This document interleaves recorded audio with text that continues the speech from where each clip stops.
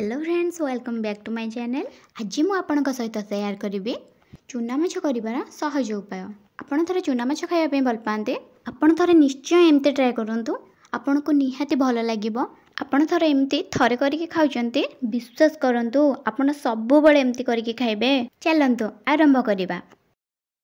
मुझे गोटे आलू को मीडियम साइज रे काटिकिना नहीं, पियाज को पूरा चुन चुन काटिकिना नहीं, मुझे गोटे बिलाती लंका को काटिकिना नहीं, लंकाटा ये ऑप्शनल अच्छे। गोटे आंबुल को बतुरेकिना नहीं, मुझे गोटे छोट टाटिया 2 चामच सोरिष बाटण काटिकी रखिथिबा सब पियाज को एथिरे पकेइदबा, अल्प पानी दे भल भाव मिक्स करदबा। मुझे गोटे छोट टाटिया गोलिकिना नहीं, आपन चाहे डायरेक्ट कड़ाई रे सोरिष बाटण पियाज पानी मिक्स करें। गोटे कड़ाई गरम कर 2 चामच सोरिष तेल पकेइबा। तेल गरम है अल्प 2टा जीरा पकेबा। गोलिक रखिथिबा सोरिष बाटन को एबे पकेदबा। एबे सेतिरे काटिकी रखिथिबा बिलाती लंका हाफ चामच लूण पकई भल भावे मिक्स करनबा। एबे ताको फुटिबा पई छाड़ी दबा। फुटी आसिले सेथिरे हल्दी गुंड 1 चामच, लंका गुंड 1 चामच पके दे भल भावे मिक्स करनबा। 2 मिनिट परे काटिकी रखिथिबा आलू को पके दबा।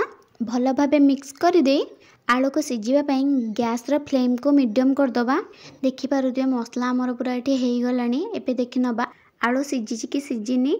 आलू ये आमर पूरा सिझीगला। सोरिष बाटन अधिक कसले पिता लगे से जमारू बेसी कषिबेनी, डायरेक्ट ये पानी देदेबा। आम 2 मिनिट फुटापी छाड़ीदबा।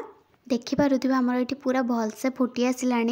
मु आगु दंडिया माछ को हल्दी लुण पकईकि भाजिकी रखी, एबे पकईदबा भलसे गोलैदबा। 2 मिनिट फुटापी छाड़ीदबा।